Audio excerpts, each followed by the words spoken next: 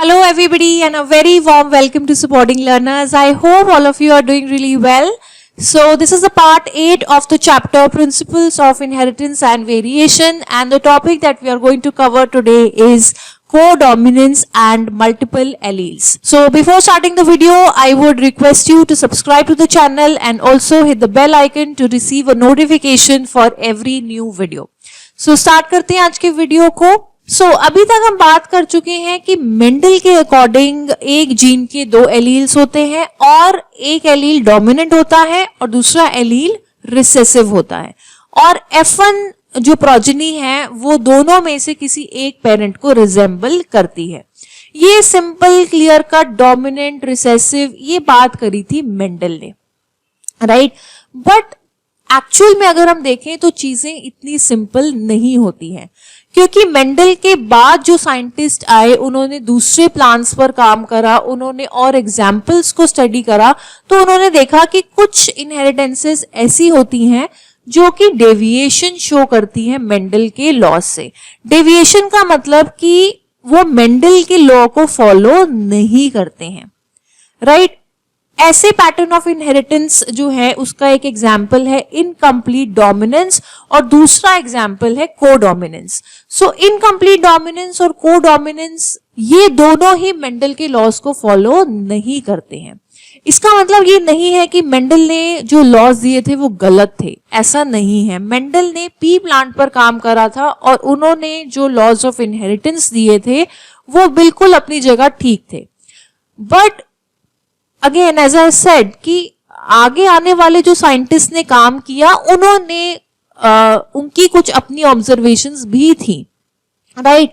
So basically incomplete dominance के बारे में हम पिछली वीडियो में भी बात कर चुके हैं. इनकम्प्लीट डोमिनेंस में क्या था कि एक एलील दूसरे एलील पर कंप्लीटली डोमिनेंट नहीं था, एक एलील दूसरे एलील पर इनकम्प्लीटली डोमिनेंट था.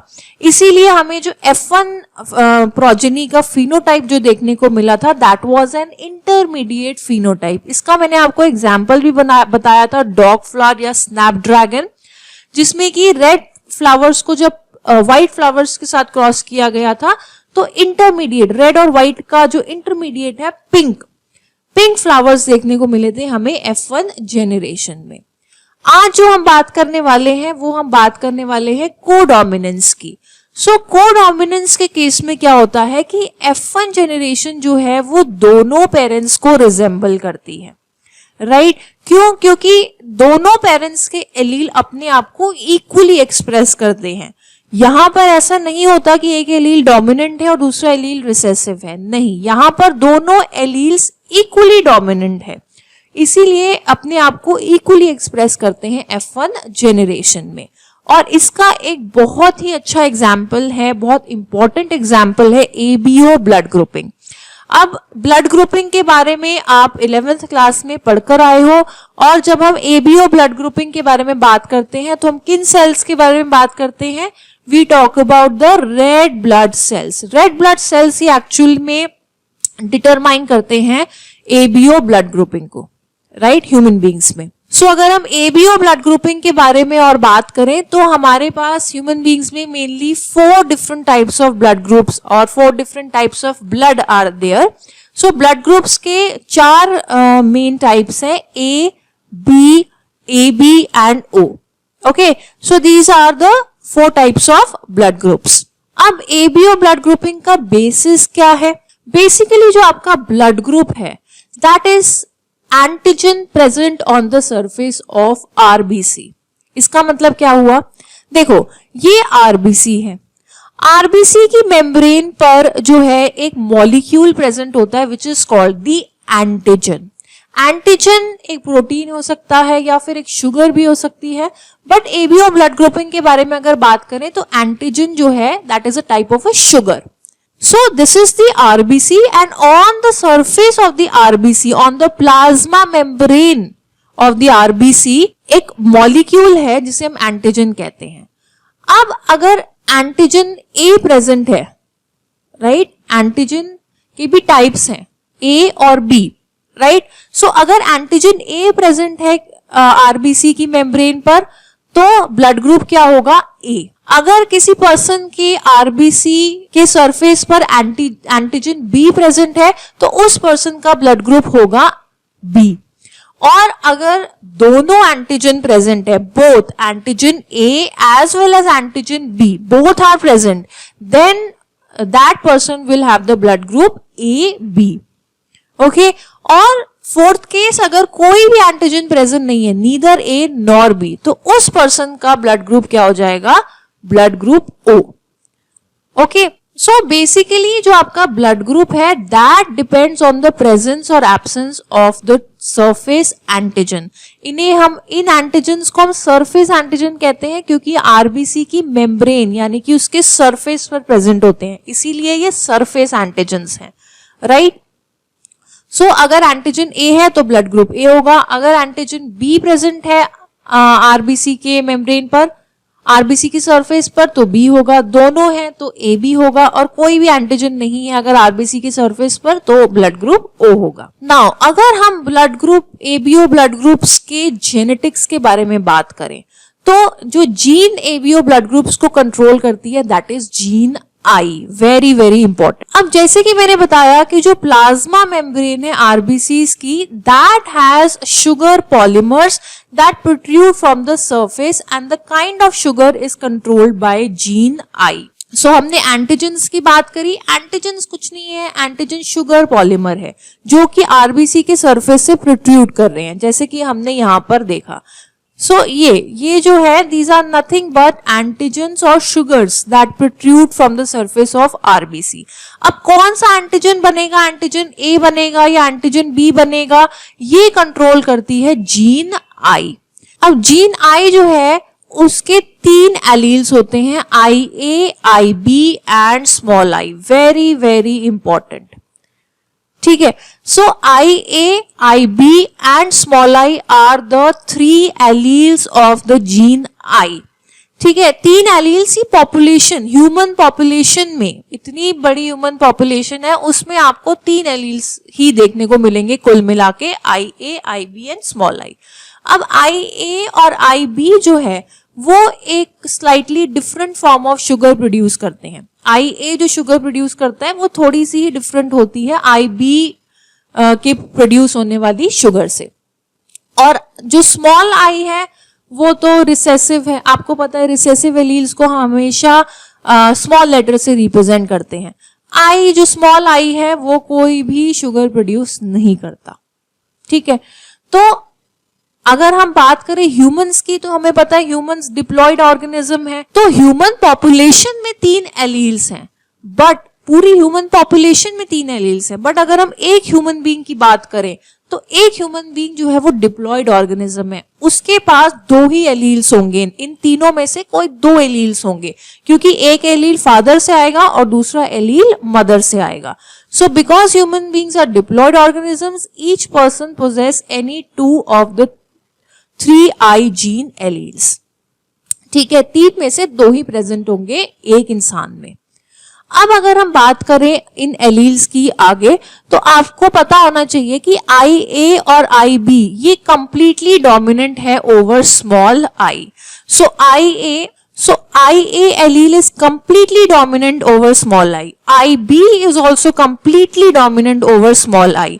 But अगर हम IA और IB की बात करें तो IA और IB जो है वो को-डोमिनेंट है, यानी कि इनमें इन दोनों एलील, अगर ये दोनों एलील साथ में आ जाएंगे तो ये दोनों अपने आप को इक्वली एक्सप्रेस करेंगे। IA and IB they are equally dominant, that is they are co-dominant.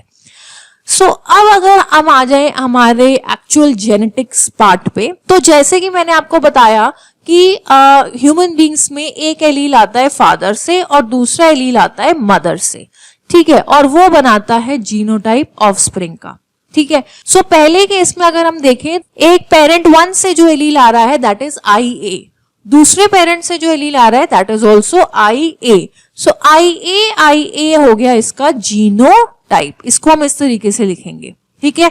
सो एक ही एलील है IA और जीनोटाइप IA है, सो ब्लड ग्रुप क्या होगा, that will be blood group A। Second case में अगर हम देखें कि अगर एक पेरेंट से एलील आया IA और दूसरे पेरेंट से एलील आया IB, तो यहां पर जीनोटाइप क्या हो गया, IA IB। और क्योंकि हमें पता है कि A और B को डोमिनेंट है, इक्वली डोमिनेंट है, तो ये दोनों अपने आप को इक्वली एक्सप्रेस करेंगे, IA और IB दोनों अपने आप को इक्वली एक्सप्रेस करेंगे और ब्लड ग्रुप क्या हो जाएगा, AB। ठीक है भाई, IA रिस्पॉन्सिबल होगा A एंटीजन बनाने के लिए और IB रिस्पॉन्सिबल होगा B एंटीजन बनाने के लिए, तो दोनों एंटीजन आ जाएंगे RBC के सरफेस पे, तो ब्लड ग्रुप क्या हो जाएगा, AB।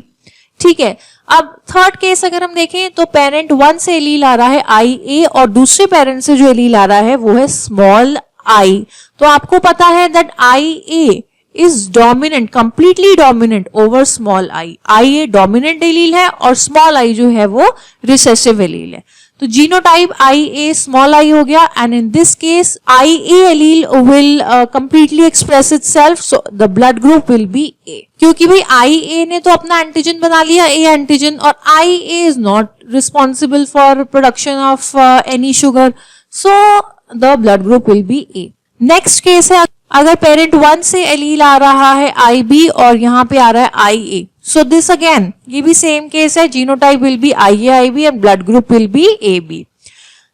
अब अगर दोनों पेरेंट्स से आपके जो एलील आ रहे हैं वो IB है and blood group will be B। Next case, the allele from parent 1 is IB and the allele from parent 2 is small I. So IB is completely dominant over small I, right? So कौन सा अपने आप को express करेगा, IB allele express करेगा, so blood group will be B। और next last case जो है, जो कि हमारा है कि अगर दोनों पेरेंट्स से स्मॉल I एलील आ रहा है, so genotype will be small I and blood group will be O।